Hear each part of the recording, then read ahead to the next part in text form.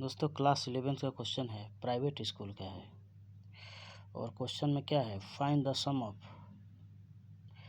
Series 3 into 8 plus 6 into 11 into 9 into 14 plus आपको जो है dot dot to n terms. अब इस कैसे निकालेंगे इसको,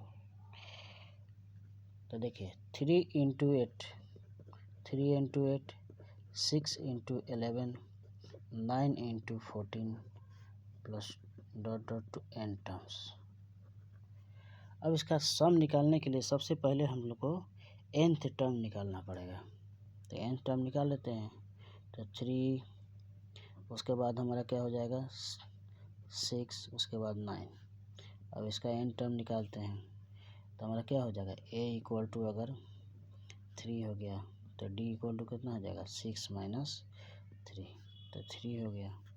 अब n टर्म निकालना है तो n टर्म निकालिए, तो 3 plus n minus 1 into D, तो 3 प्लस 3n माइनस 3 कैंसिल हो गया तो 3n हो गया। फिर अब इसका निकालते हैं, अगर 8 11 14 इसका n टर्म, तो इसका n टर्म निकालते हैं तो n डैश लिख देते हैं, वो हो गया 8 प्लस n माइनस n हो गया, n टर्म है n माइनस 1 इंटू कितना हो जाएगा 3, 8 प्लस 3n माइनस 3 कितना हो जाएगा 3n प्लस 5।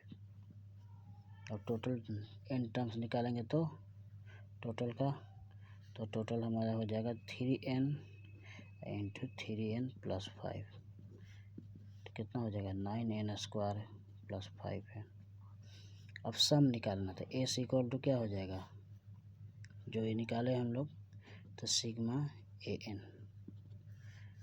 तो अब यहाँ पर sigma 9n square plus 5n यानी सिग्मा 9 स्क्वायर 5 सिग्मा।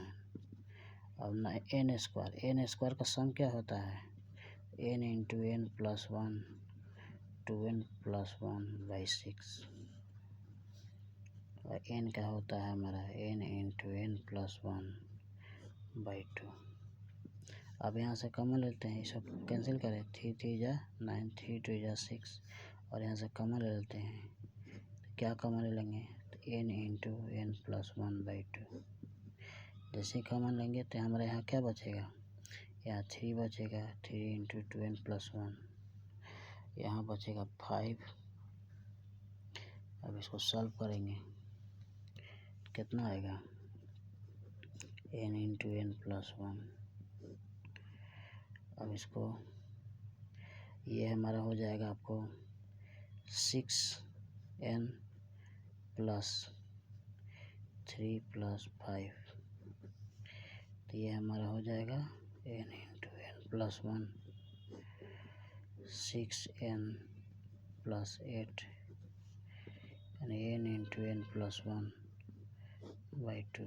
यहाँ 2 कॉमन ले लेंगे, 3n प्लस 4, 3n प्लस 4 है, 2 2 कैंसिल, तो हमारा क्या हो गया n into n plus 1 3n plus 4।